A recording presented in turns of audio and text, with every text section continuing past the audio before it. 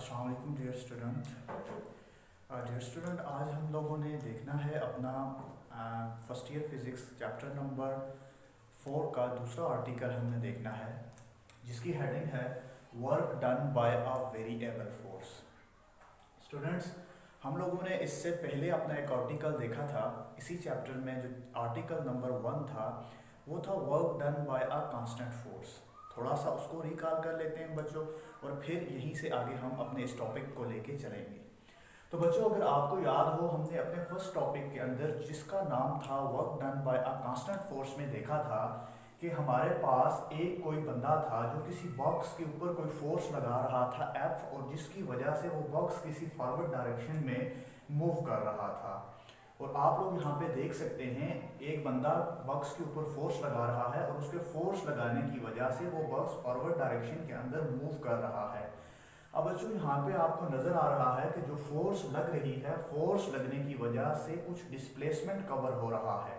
तो हमने अपने लास्ट आर्टिकल के अंदर ये चीज़ पढ़ी थी कि जब कभी भी किसी बॉडी के ऊपर फोर्स लगेगी और उस फोर्स के लगने की वजह से और वो बॉडी डिस्प्लेस होगी तो हमने कहा था कि वर्क डन होगा। तो बच्चों, हमने इसके लिए एक रिलेशन देखा जो कि होता है W is equal to F dot D. अब बच्चों, ये हमने सिचुएशन देखी कि जब हमारे पास जो फोर्स और डिस्प्लेसमेंट है वो एक ही डायरेक्शन के अंदर लग रहे हैं। अगर बच्चों हम इस तरह की सिचुएशन देखें कि अगर हमारे पास एक बॉडी है, उसके ऊपर फोर्स लग रही है लेकिन वो किसी एंगल पे लग रही है, जैसा कि आप देख सकते हैं यहाँ पे जो है ये बंदा इसको खींच रहा है, तो ये किसी फोर्स को एंगल पे लगा के खींच रहा है, जबकि बॉडी जो मूव कर रही है वो हॉरिजॉन्टल मूव कर रही है। तो इस केस के अंदर आप देखें तो आपको नजर आएगा यहाँ पे फोर्स जो है वो किसी एंगल के ऊपर लग रही है। तो बच्चों, जब फोर्स किसी एंगल के ऊपर लगती है तो उस वक्त जो हमारे पास वर्क डन का रिलेशन होता है वो होता है W is equal to F D cos of theta. तो बच्चों, ये दोनों रिलेशन उसी वक्त ट्रू हैं जब हमारे पास किसी भी बॉडी के ऊपर लगने वाली फोर्स के नतीजे के अंदर जो वर्क डन होगा वो कांस्टेंट फोर्स की वजह से हो। जो फोर्स बॉडी के ऊपर लग रही है, अगर वो फोर्स कांस्टेंट है तो हम ये दो रिलेशंस यूज कर सकते हैं। अगर किसी बॉडी के ऊपर वेरिएबल फोर्स लग रही है, कांस्टेंट फोर्स नहीं लग रही, तब हम ये दो रिलेशन यूज नहीं कर सकते, तब हम एक नई अप्रोच बनाते हैं।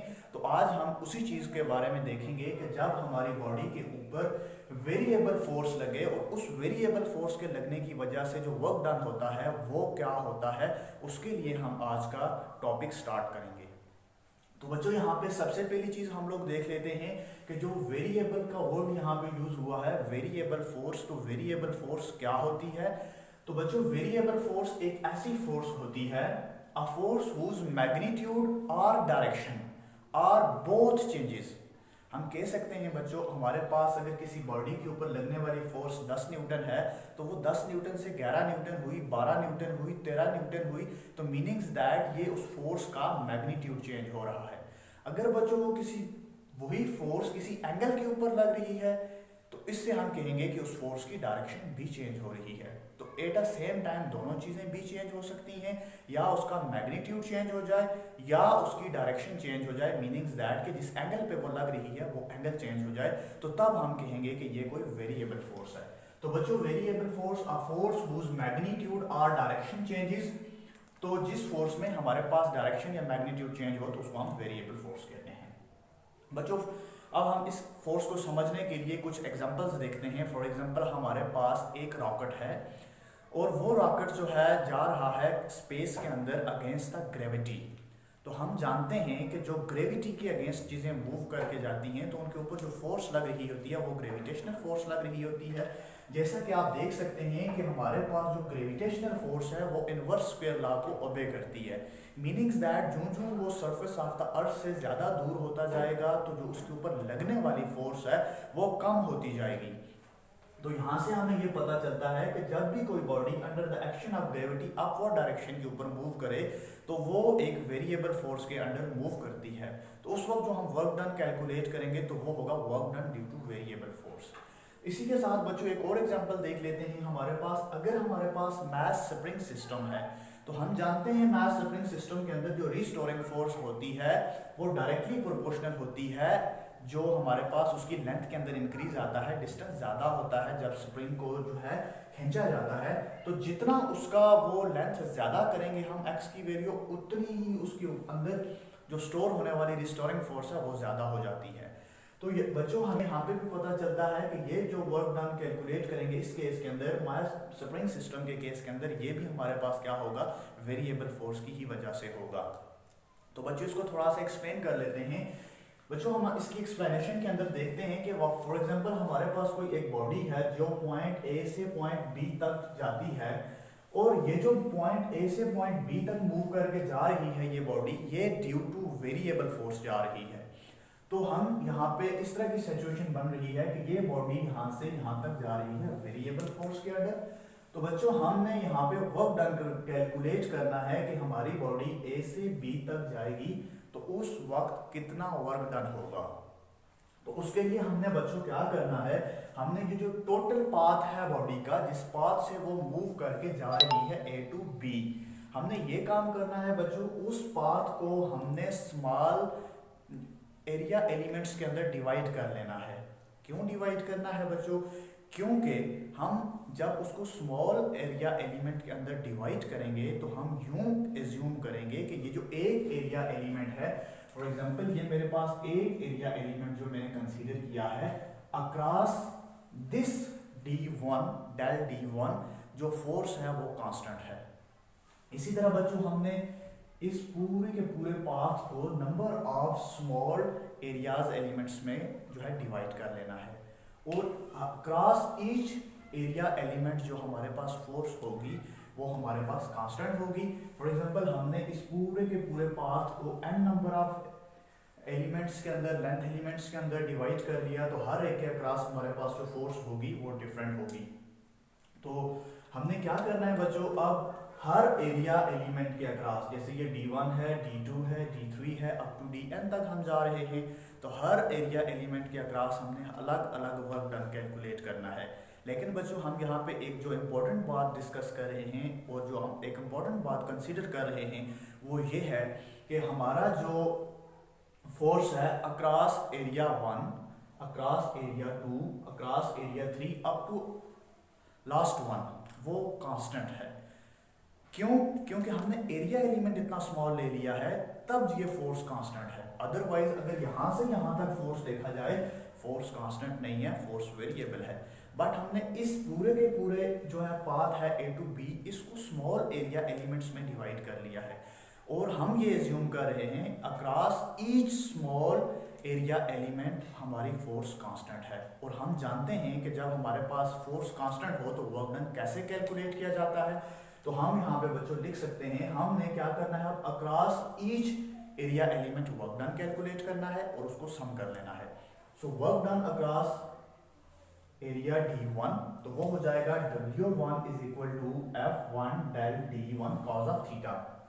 बच्चों according to the definition of work done हमारे पास होता है W is equal to FD cos of theta.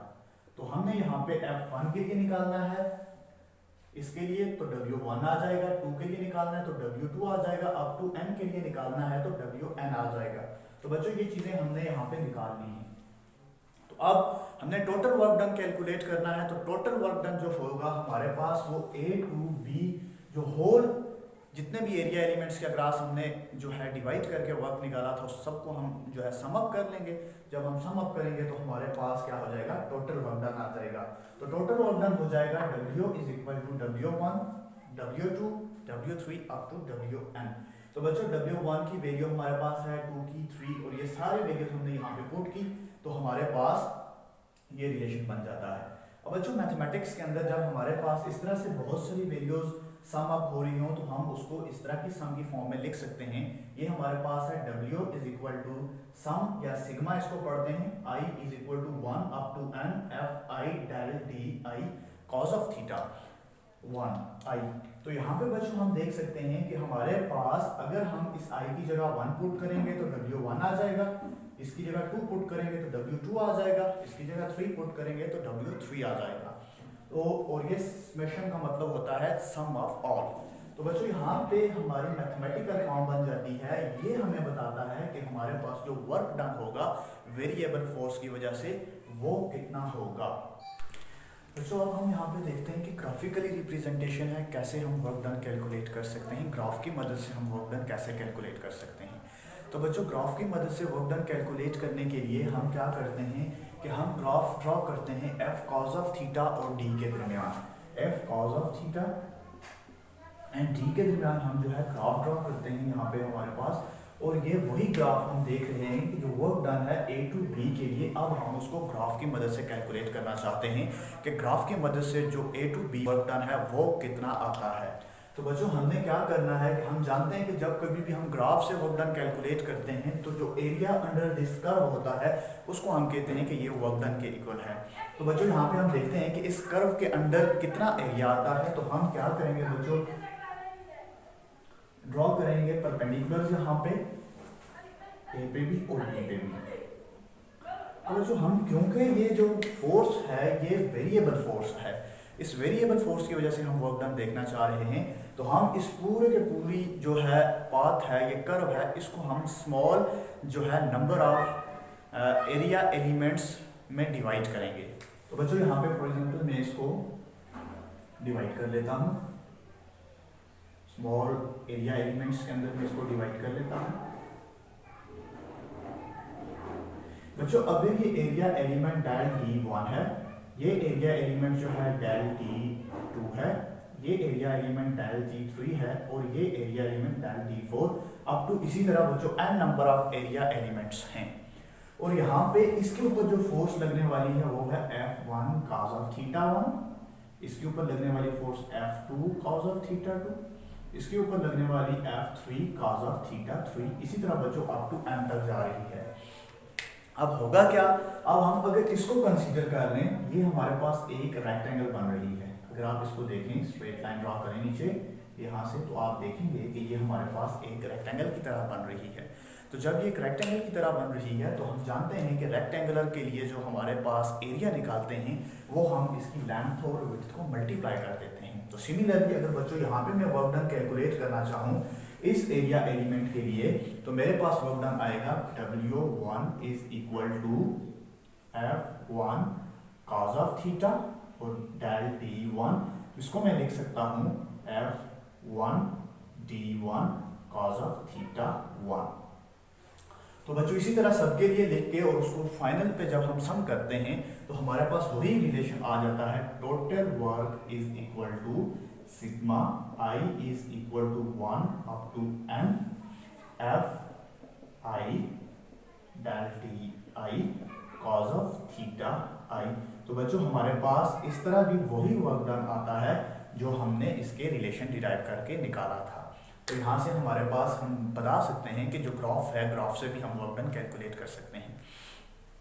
अगर बच्चों हमें मोर एक्यूरेट वर्क डन बताना हो कि बहुत ही accurate work done along A to B जब बॉडी मूव करके जाती है तो कितना आता है, उस केस के अंदर बच्चों ये जो एरिया एलिमेंट्स हमने लिए हैं इनको हम इतना स्मॉल कंसीडर कर लेते हैं, इतना स्मॉल कंसीडर कर लेते हैं कि ये जीरो को अप्रोच करने लग जाते हैं। जीरो होते नहीं हैं, जीरो तक हम अप्रोच करना स्टार्ट कर देते हैं। हम ये कह सकते हैं कि ये जो एरिया एलिमेंट डी है ये जीरो को अप्रोच कर रहा है।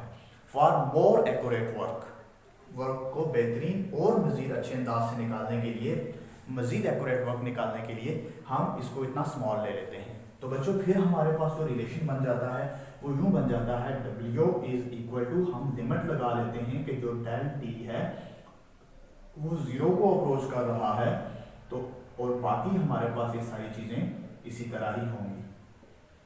तो बच्चों ये हमारे पास आ जाएगा F I del D I cos of theta I. बच्चों ये हमारे पास जो रिलेशन बनता है ये रिलेशन हमारे पास फॉर मोर एक्यूरेट वर्क के लिए आता है, जो मोर एक्यूरेट वर्क डन होगा अलोंग ए टू बी। तो बच्चों ये हमारा टॉपिक था work done by a variable force.